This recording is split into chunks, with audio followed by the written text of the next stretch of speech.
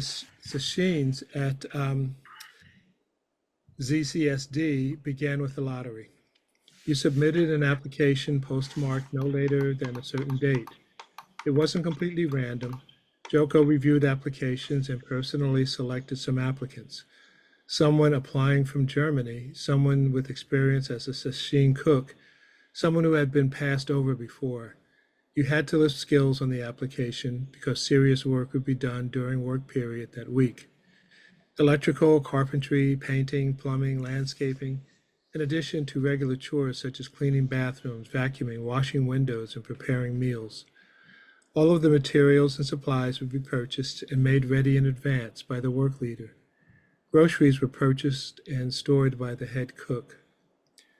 We arrived excited and apprehensive with our sleeping bags and pillows, and we were shown where our patch of floor would be and our seat in the zendo. Each morning, the sleeping bags and all personal possessions had to be rolled up and neatly stowed in a closet because every square inch of these spaces would soon be filled with zabutons and zafus. The day began with optional qigong in the garden, led in silence by Elizabeth. Then 2 periods of zazen before breakfast, which consisted of oatmeal or granola, fresh cut fruit, yogurt or milk, and orange juice. Condiments would be raisins and brown sugar and nuts. Breakfast and lunch were served formal oryoki style. The menu never varied from day to day. Lunch would be baked tofu, steamed vegetables, rice, and herbal tea, with soy sauce and gomasio as condiments. During the day, the tea table was always accessible with peanut butter and jam, bread, fresh fruit, hard-boiled eggs, and herbal tea. In this way, those who needed more food could supplement the meals. Because the first 2 meals of the day were oryoki meals, oryoki instruction would be offered the evening before the start of sesshin, while the cooks were getting set up. For supper, though, an informal buffet was set up on the patio with salad, cheeses, hearty breads, and rice cakes, plus some magical vegetable soup that grew richer and more complex through the week as more leftover vegetables and rice were added each day. And I don't,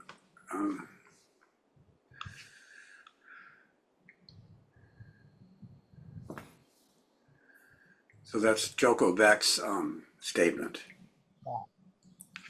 Well, that's me and Joko. Yes. Yeah. Tim, can you scroll up? I didn't see it. Oh. This was what I said to her when I first encountered her, my first practice discussion.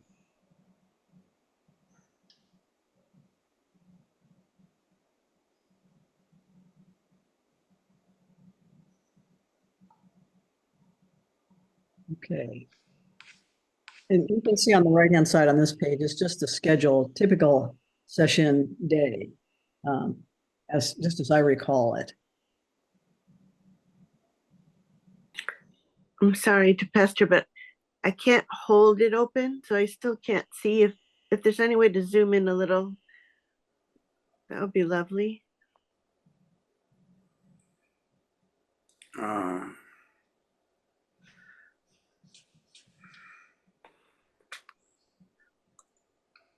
There should be a little plus down there on the bottom right-hand side. I don't know what I'm supposed There to. we go. That's perfect. Yeah. You don't have to worry about the schedule. That's just the schedule.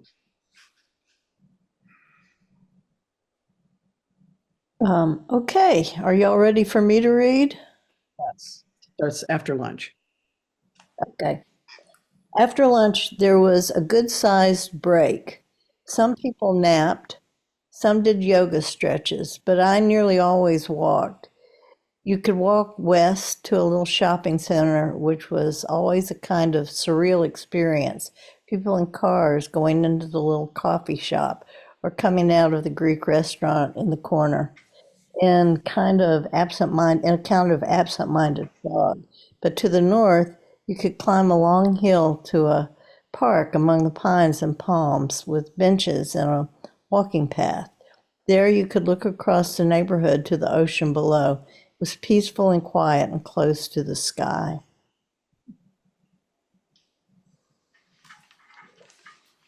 Those mild San Diego. It's me, Kim. It's Oh, Jeanette. right. You're right. I just didn't know if we were pausing between paragraphs. Oh, that's okay.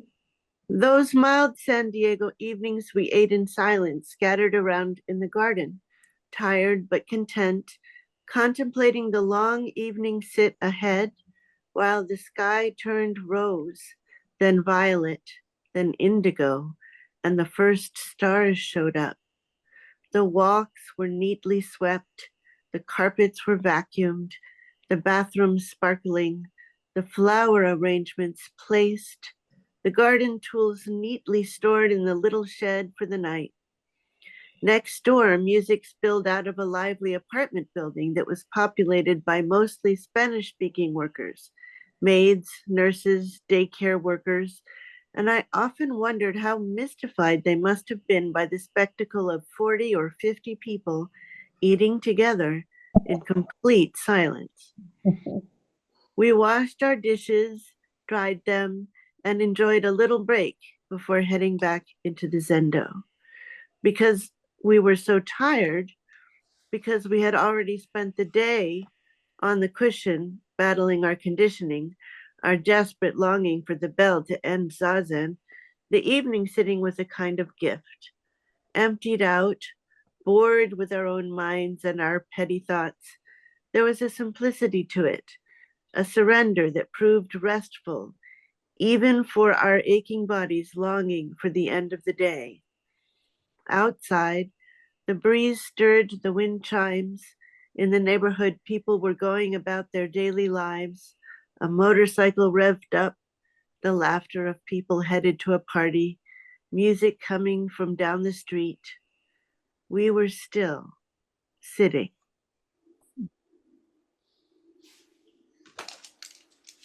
That's the patio where we would sit and have our supper.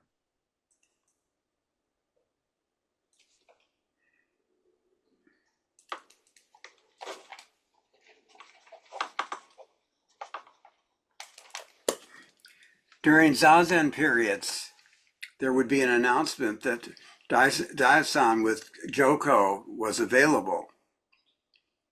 You had to weigh whether to go or to wait until you had something a bit more profound to share with her, or a major question, or when your knees would need a break from sitting, or when you were on your last nerve, or when you felt completely at sea.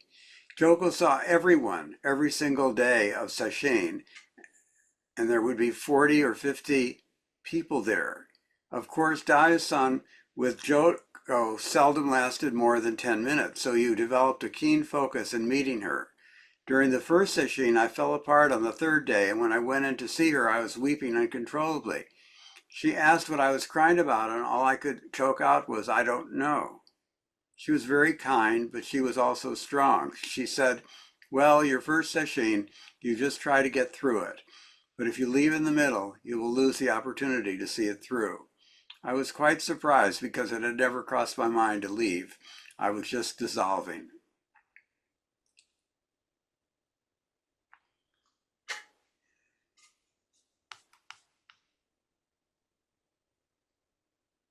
You're muted, Melissa.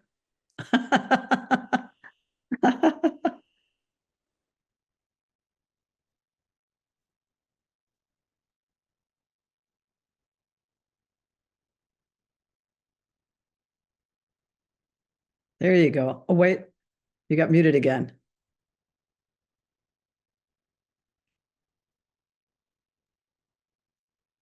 Okay, let's see if There he'll we- behave. Bizarre. Oh. At the end of a sashin, there would be a kind of question and answer session with Joko, and these were always an opportunity to witness her sparkling wit and spontaneous wisdom. The cheekiest questions always seemed to come from young men, from young men for some reason.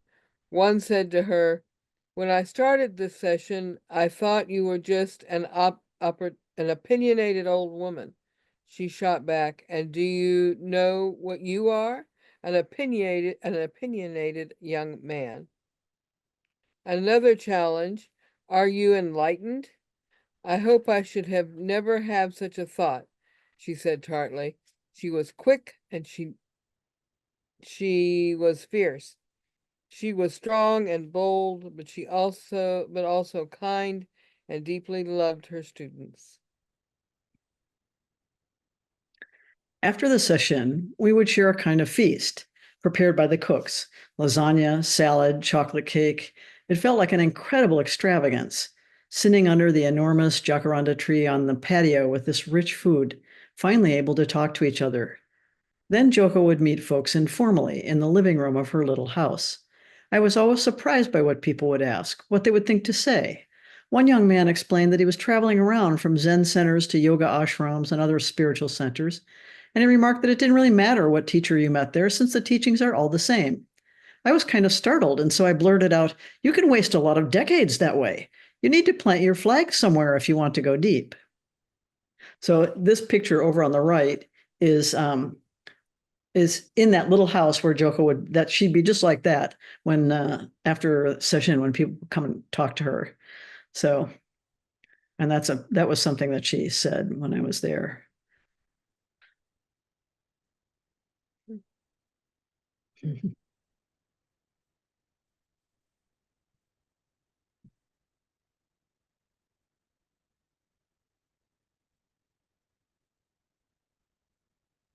I I can't see what she said. Oh, can you scroll over? Yeah. Thank Zen practice is about moving from a life of drama to a life of no drama. Most people are not interested in that.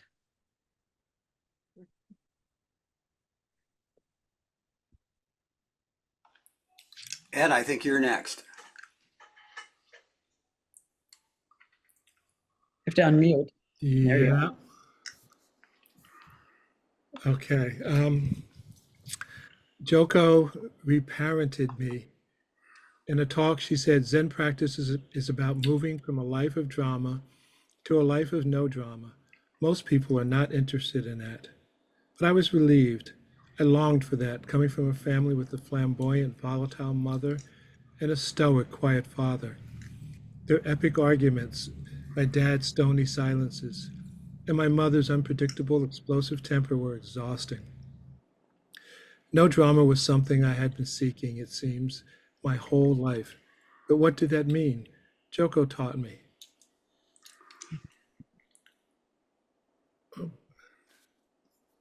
At a time when I was completely devastated, she was a rock so strong I could rest there. Fortunately, she was not sympathetic because I didn't want that. She didn't stroke my grief or fuel my shame and heartbreak and guilt that together engulfed me. In my first Daisan, as I started to explain the whole catastrophe, she stopped me. "That's too much for Daisan. Make an appointment and come see me." And then, astonishing me, she gave me her private phone number and rang her bell. So one Saturday afternoon, we sat in the living room of her little house while I poured out the story, my love for Bill, the crushing loss of the landscape business, the move from our beloved farm, Bill's depression, the terrible change in his personality, his heart surgery, the losing struggle to manage on my income alone, the loss of our home, his unwillingness to engage in couples therapy, and his return to Wisconsin, leaving Ben and me in San Diego. I told her about graduate school, teaching, work, and struggling to be a good parent to my luminous son. Most of all, I shared my grief and guilt that I had not been able to keep the family together, to take care of the man I loved but no longer knew. Now I sat in front of Joko, ashamed and broken.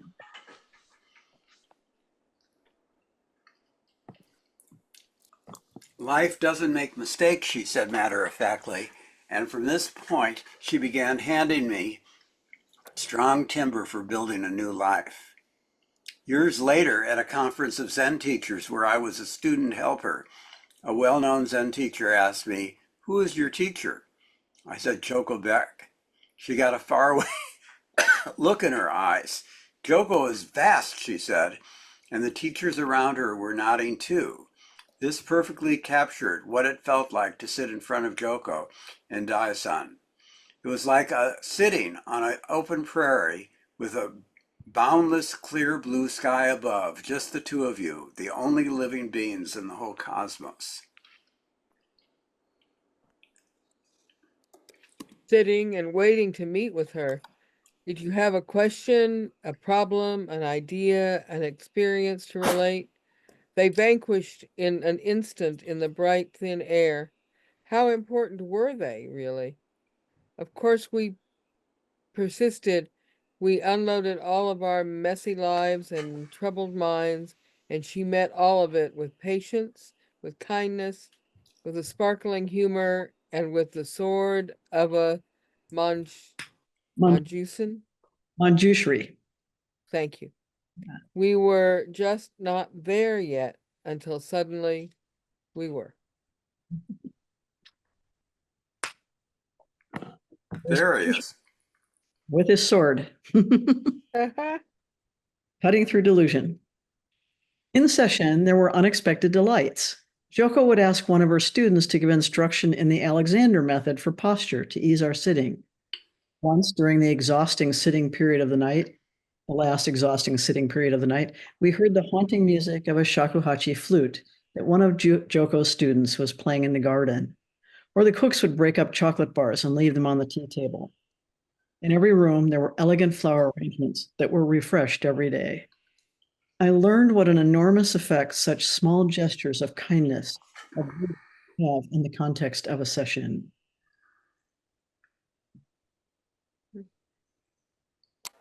And okay. In the Zendo, there was a simple wood altar, beautifully crafted by one of Joko's students.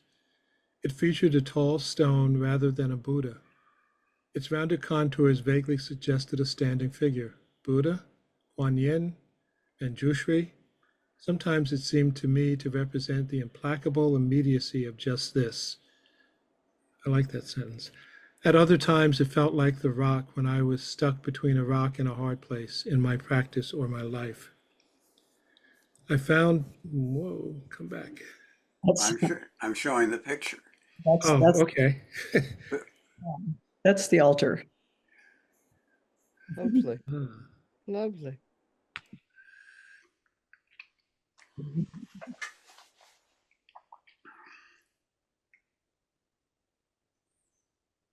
I found being a single parent kept me grounded in present moment experience. Is that a fever? What will he actually eat? No, we don't have time to find 6 bugs to take to school this morning. It's like living with a tiny Zen teacher. Everything is a koan. Furthermore, you have to abandon so many of your own preferences, habits, and comforts. You have to make arrangements for childcare. For sessions, I was fortunate. Ben would stay with our dear friends Lynn and Ada and his best friend Iman.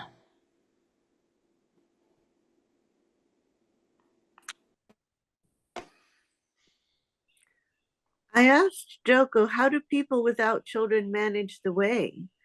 She paused for a moment and finally said, well, it just takes them a lot longer. My commitment to the path grew stronger, and I asked Joko whether there was some way to show this commitment, some kind of ceremony. She laughed and said maybe we would do some private ceremony in the garden, but I didn't dare ask when.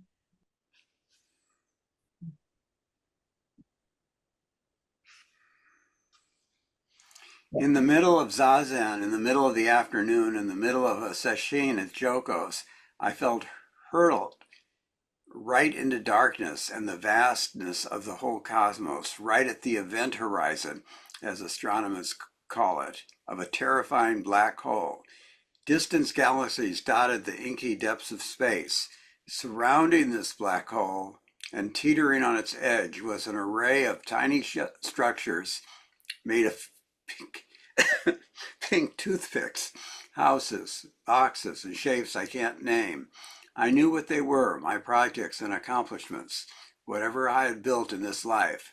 How fragile, how clumsily constructed, how tiny, how temporary, how precarious. I was freezing cold and shaking with terror. Even much later, when I went to Daesan, I was still trembling as I described what I had witnessed. Joko was calm. My first opening was terrifying too, she said. I went in to my teacher and threw a shoe at him. I shouted, "I'm not practicing meditation for this." He just roared with laughter. Her gaze was steady and clear as she continued. My sense is that when we meet the ineffable, our conditioning, our habitual tendencies are the filter through which we try to apprehend it.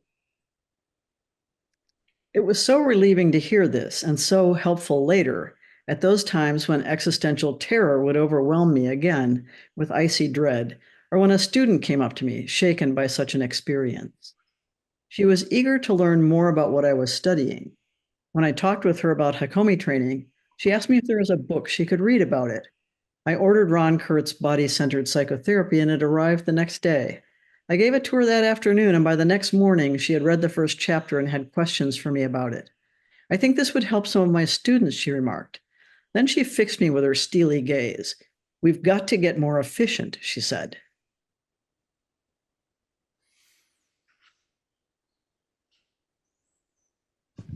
She began to ask me for advice about some of her students, or she would describe a practice, something I'm asking my senior students to try.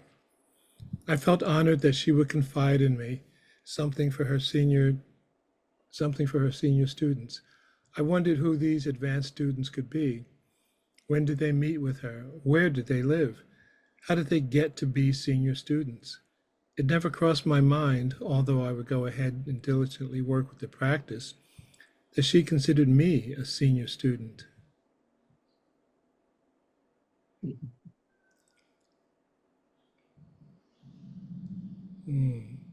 Nice.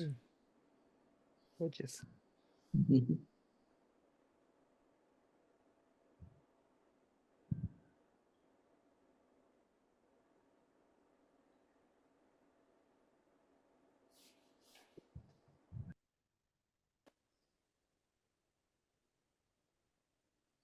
I think it's you, Ellen. Sorry, I was looking at the picture over there. Once Joko had confided in me that she wished she had never begun giving Dharma transmission. She discovered that it raised new issues in practice and working with ego for her Dharma heirs.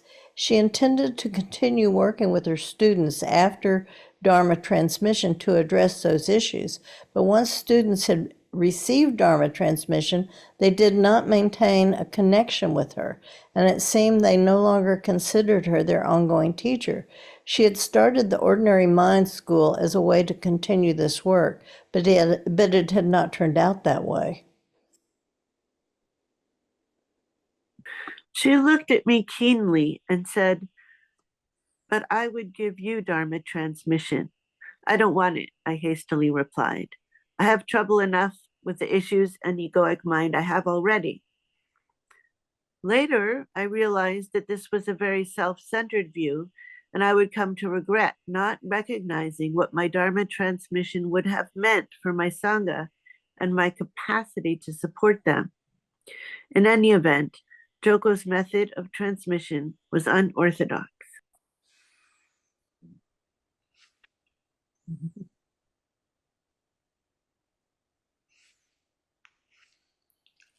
She would give Dharma transmission privately, conferring it with a sentence, and then later it would be announced in the newsletter. This caused fits later in the Soto Zen establishment. One teacher told me after Joko died. It's terrible. We have to redo all of these Dharma transmissions properly. And I noticed that in her Wikipedia article, they do not even use the term Dharma transmission, but only say she authorized teachers. This is a grave misrepresentation. Joko was broken free from the Soto Zen establishment. She herself had full Dharma transmission from Taizan Mizumi and therefore was officially empowered to give Dharma transmission in any manner she chose. Zen tradition is full of similar branching lineages, including Dogen himself, and in modern times, the Sambo Kyodan school. It happens whenever Zen becomes imprisoned by its own institutions, rituals, and forms. There is a constant tension between faithful adherence to the historical Chan Zen models and the spontaneity and creative vitality that is the heart of Zen practice. Going too far in either direction will prove fatal. The fundamentalism of rigid adherence to an imagined past on one hand, and on the other hand, the chaotic drift of anything goes and self-authorizing teachers promoting a version of Zen unmoored from its foundational principles. It can turn into a self-indulgent meander without a moral compass or a true understanding of vow.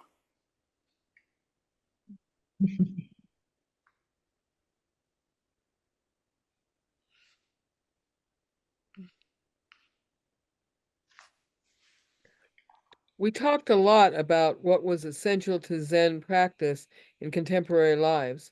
She felt people came to the center with a lot of misconceptions about Zen, which had to be dismantled before they could truly settle into practice. When we talked about the little sitting groups forming up in Austin, she said, "You don't even have to call it Zen, you know. You just do what you do." She told me that when she was younger, she always dated scientists, especially physicists. She said physicists come closer than anyone to understanding the cosmos, but it doesn't seem to translate into their personal lives. She laughed. They are a mess.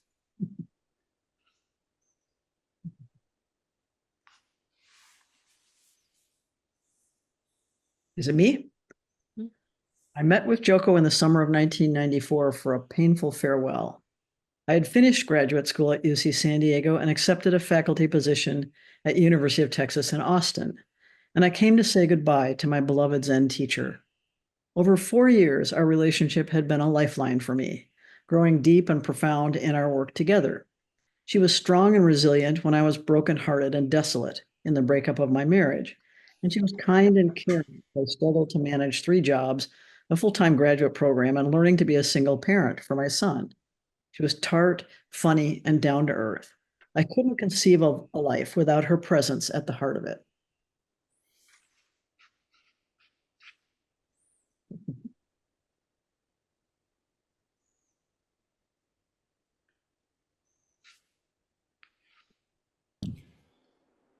Okay. What will I do, I asked her, without my teacher and my Sangha here? I think, Yeah. I'm sorry, you're right. Right. Yeah. Okay. Lucky guess. Sorry. What will I do, I asked her, without my teacher and my Sangha here? She gave me a warm smile and said, "You can call me every week. Come back for sesshin when you can. Here's my private number." I must have still looked stricken because she added, "And you can start a sitting group there. Put up some flyers. You can use my name." I was shocked, nearly speechless. But I don't know anything. With a twinkle in her eye, she said, "You know a little bit." And then she rang the bell to dismiss me from Daisan, leaving me once again in a state of utter confusion. But at least she had said I could call her, and maybe once in a while I could come back for sessions.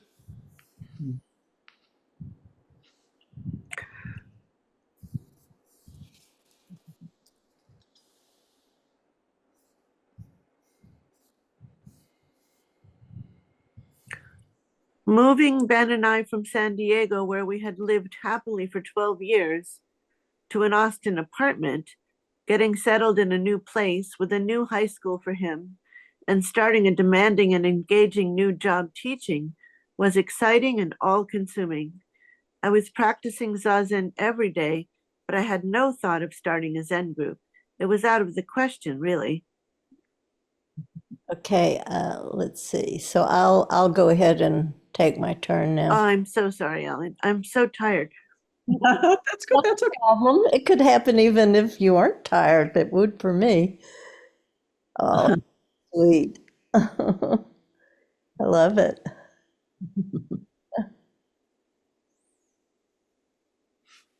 So this section is from Flint. Okay. Chapter 3, Flint.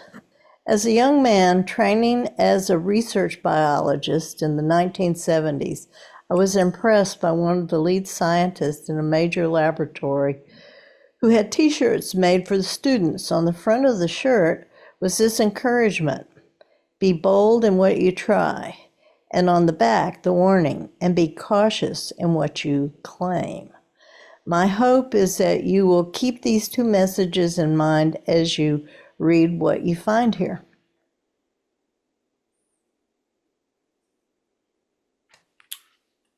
I guess it's my turn.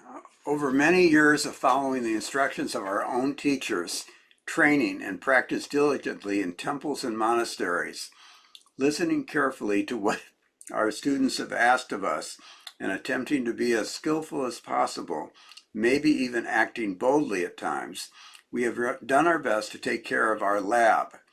We continue to pay attention as best we can and learn from the data we collect along the way. Equally, I hope we are respectfully and humbly cautious in what we report or claim. This story is not meant as a conclusion to a successful experiment, nor is it a comparative argument for a new or better spiritual community. It is just a wholehearted and perfect record of where we have come from and where we seem to be going. This has been our collective way. As a relatively small but lively lay sangha, we not only look back, but continue to look forward with anticipation. Full of hope and shifting dreams, we stand in the midst of it all and look around, immersed fully in the community we have created, which will hopefully go on without us. Our looking back, looking around, and looking forward is what this book is about. I wonder how it will turn out. Before the beginning. Like Peg, I had a grandfather who was a minister. I grew up in the South, and for us, the Baptist church was at the center of everything. Our lives were defined by the beliefs and dogma of the church. We were immersed in the community and weekly rituals of church life. Everything else was second.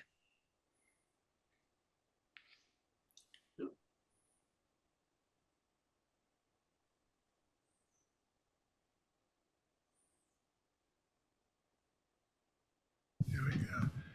I remember sitting in the front pew as a child, watching my grandfather preach. I was a serious little boy, and I was always moved by the earnest request of any religious figure who was suggesting that we were engaged in a life-saving opportunity in church. And if we chose correctly and acted appropriately, we could be assured of everlasting salvation. If I did the right thing, I would finally be okay. Everything would be okay. I was a really good boy. I did what I was told. Well, I love that picture. I was a really good boy. I did what I was told. I was polite and smart. I knew what it took to make it in this world of religion, and it meant following the rules and pleasing the big people. I knew I could do that, and I was good at it. The only trouble was I had to maintain certain secrets in order to keep it up.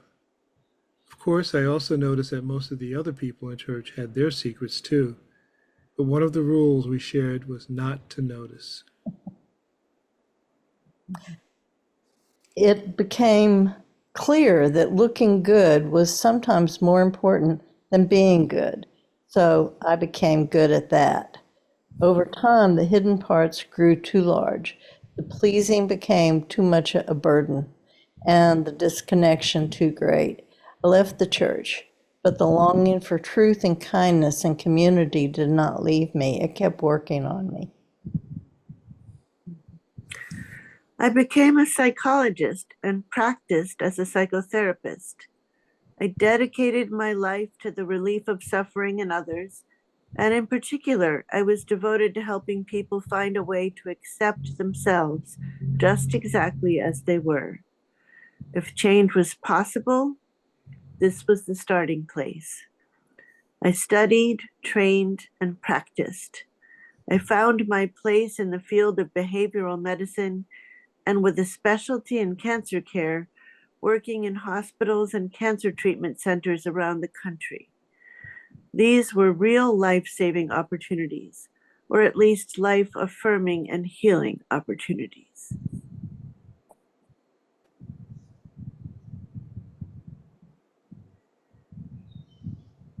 During this time, I was fortunate to meet a mentor who changed the course of my professional and personal life.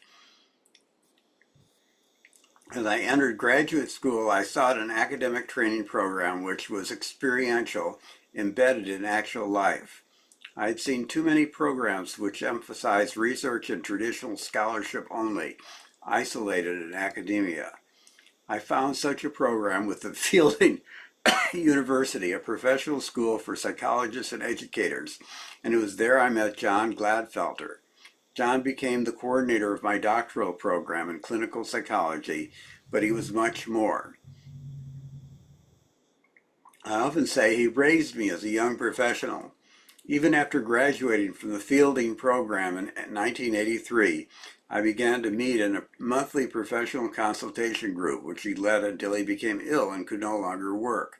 I was honored to offer the eulogy at his memorial service in 2012.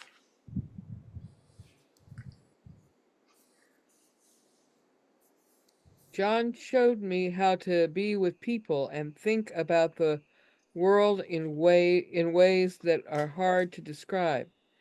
He was an uncommon man, and I was blessed to have spent over 30 years with him. I once asked him if he had a philosophical basis for how he approached the world. His reply stunned me. He said, "Accept nothing, appreciate everything." It it turns out he was a Zen master of sorts, disguised as a psychotherapist. Later, in our time together, I showed him pictures of me in robes from my ordination ceremony. His only comment was, "It will be interesting to see how you grow into them." That encouragement is what I now experience as the unfolding as my vow. Even with, oh, here's the picture. Yep. That's Flint and I with John. Hmm.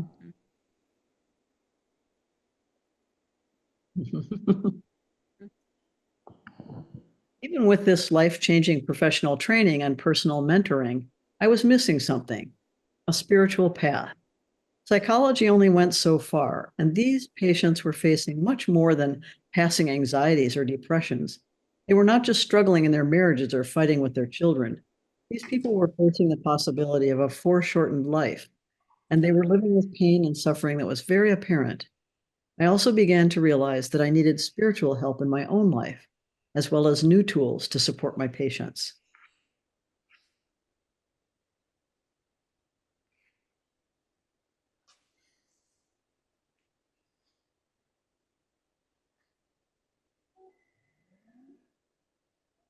Ed? There. Trouble getting unmuted. Um, a new beginning. I didn't want to offer my patients something explicitly religious, and this was not what I longed for either. I had had enough of religion, but I did want a way to meet their suffering in my own in a way that was authentic and nourishing. Since I was trained in medical hypnosis and biofeedback, I was familiar with relaxation and visualization techniques, so I began exploring Asian traditions which emphasize meditation as the core of their practices, and in doing so, I slowly began to find my way along a new spiritual path. This new beginning was not grounded in religious beliefs about otherworldly deities or promises of future reward. It was characterized by mindful awareness, profound acceptance, and deep gratitude for all that is.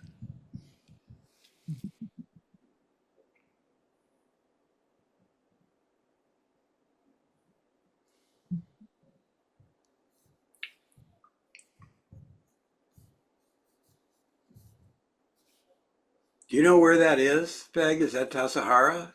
No, it's in Japan. Oh, but was that the trip he took with Blanche Hartman Yeah. and that group? Oh, okay. I think that's when that was taken. I think that's what he told me about this picture. Is that the only time he was there? Maybe. Yeah. Yeah. This new beginning, did we read that part yet? No, yeah, we did. I studied and learned all I could about the Buddhist teachings. I came to see that the Buddha's only concern was understanding the cause of suffering and the relief of suffering he saw around him. That was what I was interested in and what my patients needed, relief from suffering. I meditated and went to retreats, found a mature teacher to guide me and friends to accompany me along the way. I started a small meditation group, founded a Zen center, was ordained as a priest, spent time in training, and spent time in a training monastery and practiced in Japan. Eventually, I adapted what I had learned and eventually allowed some of the ancient Asian forms of practice to fall away. At Appamada and in each Sangha where I am fortunate to teach, we encourage this same freedom from suffering, just as we are in these bodies at this time, in this culture, under the circumstances in which we find ourselves. But this transformation had roots in experience, practices, and training in both psychotherapy and Zen. Stepping forward, as part of my ongoing professional development, I traveled to the Esalen Institute on the Big Sur coast with several therapist friends in 1993 to attend one of the first loving presence workshops led by the developer of the Hakomi method, Ron Kurtz. It was a marvelous training experience in a magical setting, but what happened at the end was an unexpected surprise. Ron mentioned that he was offering a radically new training format he called psychotherapy as spiritual practice. This certainly got my attention. I spoke with him and he explained in more detail about his idea of meeting in a rural residential setting for a full month each summer for 3 years. Although it was a stretch, I signed up. At the end of that week at Esalen, I was talking with one of the other participants I had met during the week, and he showed me his copy of Zen Mind's Beginner's Mind. I asked him about the book, which was new to me, and he mentioned that he had just come from a practice period at Green Gulch Zen Farm. I had no idea what a practice period was or anything about Green Gulch, but it was in motion a longing to seek out the practices he was describing, and which was expressed in that slim volume of edited talks by Shunryo Suzuki. And then we have this.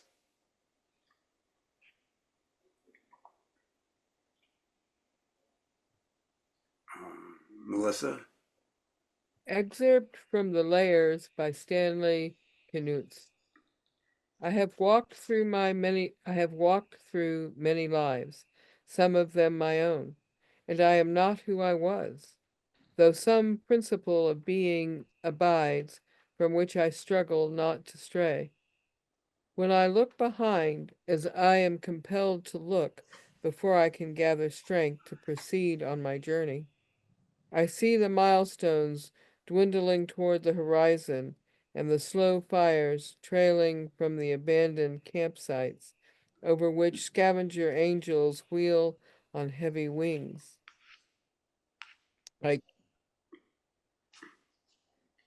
Thank you. I turn, exulting somewhat with my will, interact to go wherever I need go, and every stone on the road precious to me. Though I lack the art to decipher it, no doubt the next chapter in my book of transformations is already written. I am not done with my changes. It's lovely. Mm.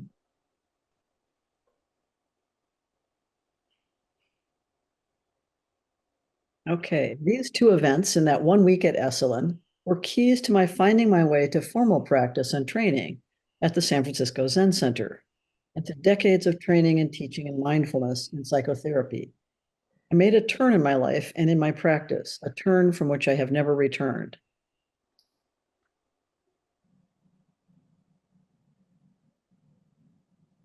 At the end of that 3 years of training in mindfulness-based psychotherapy, I also had the great opportunity to meet and train with Richard Schwartz, the founder of the Internal Family Systems model of psychotherapy. This was another profound and unexpected turn, which not only deepened my skills as a therapist, but broke me open to more expansive and creative ways of understanding how the Dharma flows through human lives. I was so fortunate to work with these creative leaders and so many more wonderful colleagues and teachers who were embodying the integration of mindfulness and multiplicity. It was as if I was rediscovering the words of the Buddha and the teachings of all the Zen masters in a new language, which was alive in the world I was living.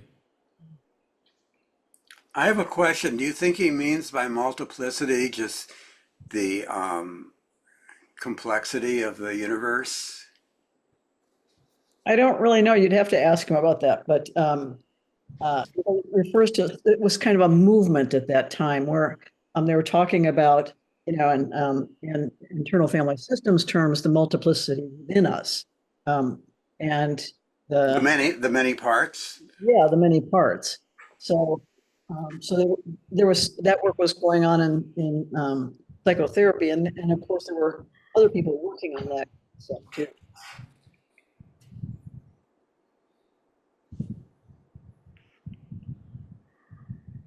Using the techniques and relational experiments taught in Hakomi and IFS, we began to shape new practice opportunities for students, which supported their individual sitting practice, but also community development and mutual care.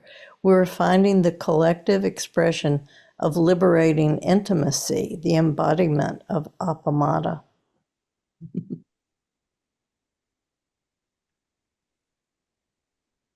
Calligraphy practice.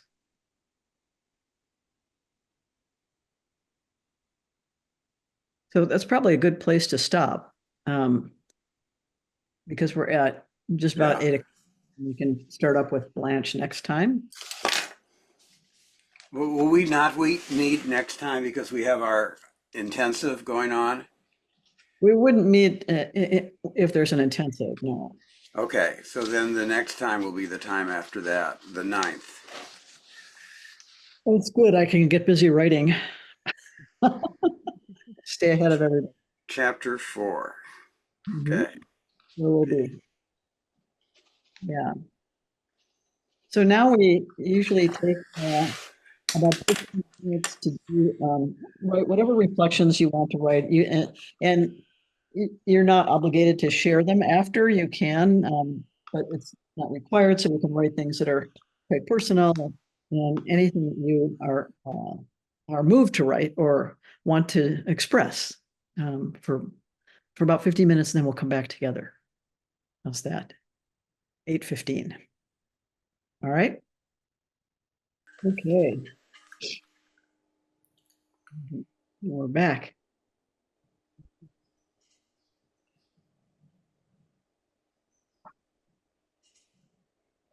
I always feel like a little bit of writing after I've done some reading is sort of integrative. It's just a way of processing. I've been reading and studying. So I don't know if it's the same with you. Yeah. Or if there's anything also that you want to say about the reading so far, I'd like for you.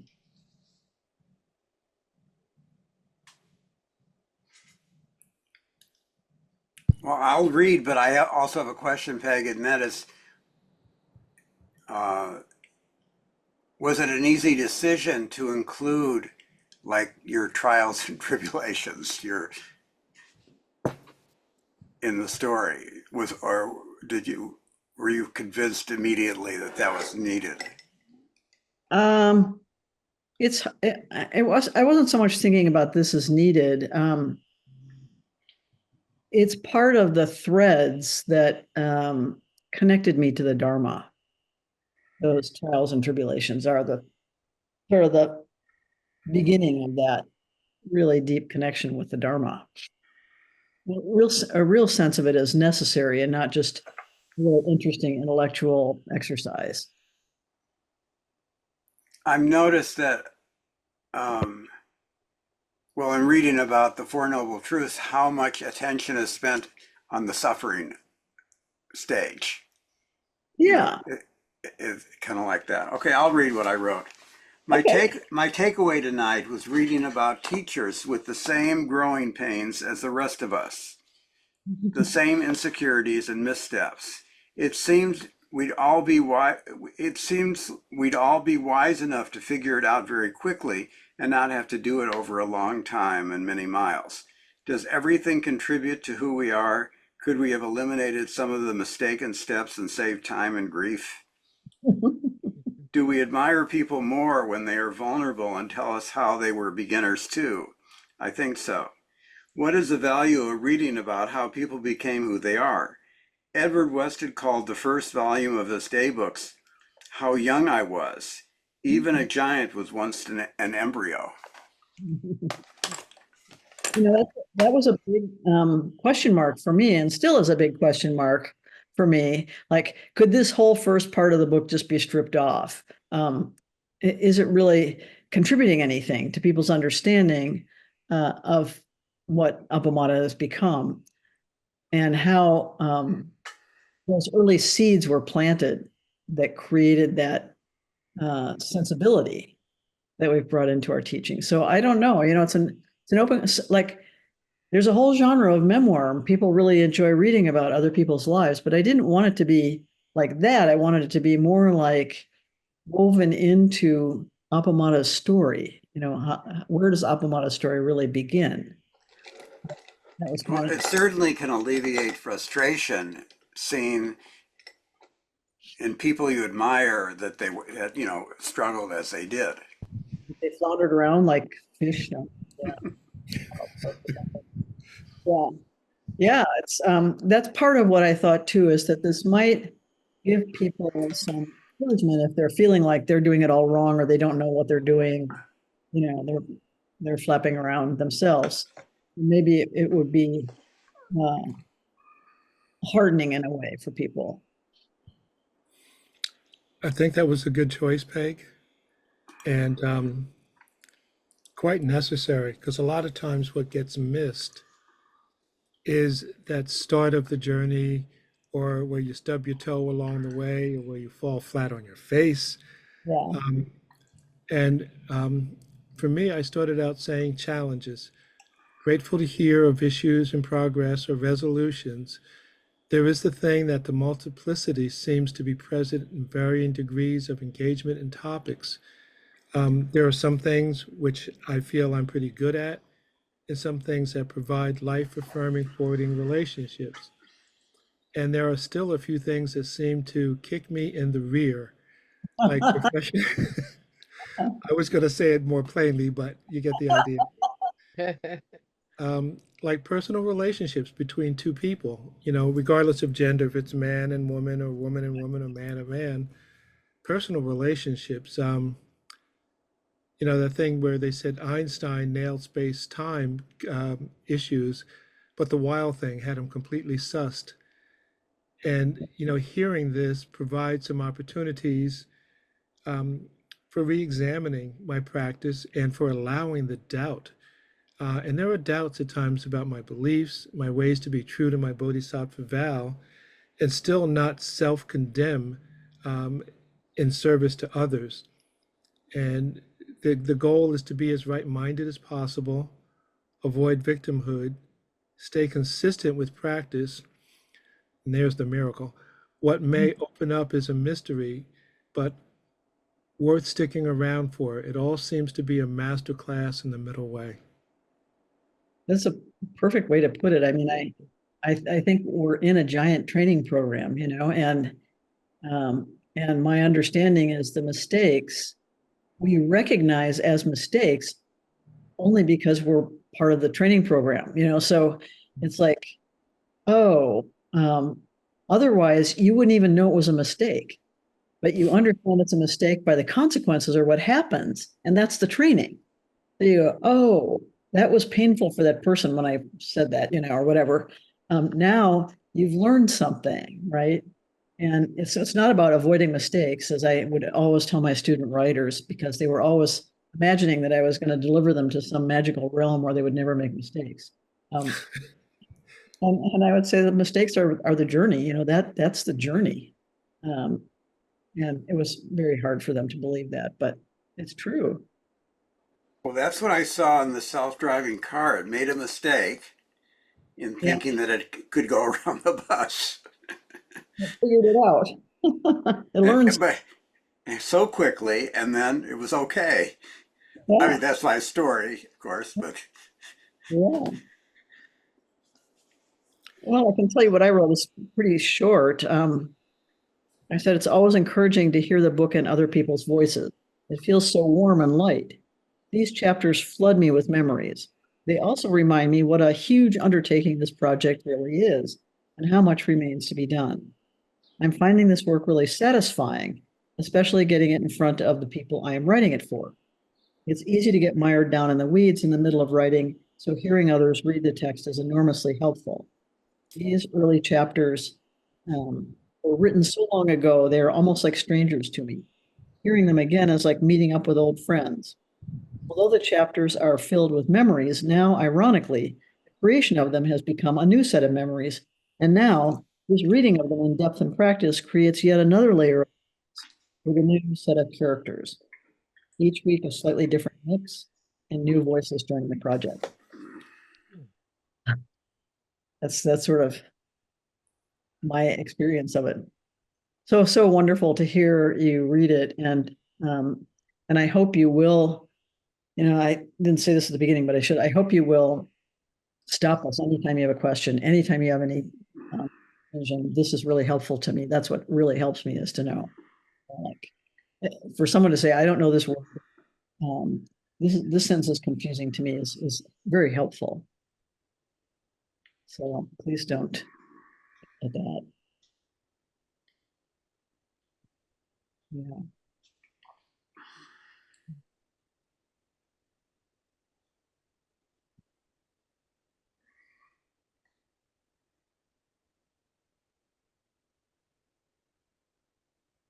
I feel like I'm in so much more of a beginner's mind and stage than everybody else. So so for me, this set of chapters caused a lot of reflection about other things and other ways I've tried to be, especially when he was talking about the, the Baptist upbringing, and you figured it out, right? You figured out how you were supposed to be and how that would work and how you would be accepted until the day you couldn't do that anymore. And Yeah. I've had several very strong experiences like that in my life, and so am still looking for the way that I can be while still being true to myself and not having to hide or Yeah. put away parts of myself. or go along to get along. Mhm. Yeah, I totally understand that. Yeah. It's quite just quite an experience. I think that's why this book may be appealing to more people, because some people have a very similar background to what you have and what Flint has. And some people's background will be maybe more like mine with my lapsed Unitarian parents who, you know, Mm. if there can be such a thing, as I always say. So not, a very, very secular home and not much attention paid to spirituality. So, yeah. So hopefully people reading it will find something that resonates with them or that they connect with in the text, Mhm. regardless of what their own background is. But this is, when I was in the coaching group with Jeffrey Davis, one of the readers said, "Well, this is an awfully long on ramp to get to Appamada." And I said that, and that may be something we don't need, and maybe that in other versions of it, that part would be just taken off. Um, but my feeling about it was it had to be written. I just had to write it. It just Yeah. had. Well, I like that idea of an on-ramp, and Mhm. you do need some on-ramp, some road, some back alley, some trailhead to get into that experience. And because the experiences are so varied, while they're still in a way the same thing, you came at it as a woman, and the Unitarian thing. Kim comes at it as a man and from maybe a Jewish thing. I come Mhm. at it as a man from an African American Yeah. standpoint, and all of those things, to be able to get to that same point of departure or that same point of integration and immersion, it's important, I think, to have you lead into it. So I think it's great, and thank you for doing that. Well, that's good to hear because, you Yeah. know, I don't know myself what's excessive. I really don't. I'm just writing along, like what I what I have to say, basically. Um, Mhm. and Jeffrey said at the very beginning when we started working together, write the book that only you can write. That's Yeah. that's the book. That's exactly right. Yeah. And so maybe ultimately it'll be edited down, a whole bunch or whatever, but I can't do that now at this point. I have to offer it and see, what's the response of the people I really care about. The people I really care about are people in the Sangha. They're the primary audience for this book. To give them some background, they may have uh, feel a warm connection to the Sangha as it is now, Mhm. not know the background of where did all this come from, and why is it the way it is. So, a little thing I'm curious about. William Glasser, who I took some workshops with years ago, used to say that we don't listen to anyone unless they're in our quality space. Uh-huh. The idea, and I'm wondering to what extent when we tell our story and our trials and tribulations and our failings, does that help someone put us in their quality space so that we admire them and listen to them? And it seems to. And I always read biographies. That was my favorite thing to read as a kid. Mhm. Yeah. But how it does that is a little confusing because they're so at some point they're kind of weak and they make mistakes and so forth. And why doesn't that diminish our view of them? It never did to me. As I Yeah, was I think that's interesting. Yeah. What were you going to say, Ed? You're, you're muted. I know that's when my best wisdom comes forth. Um, so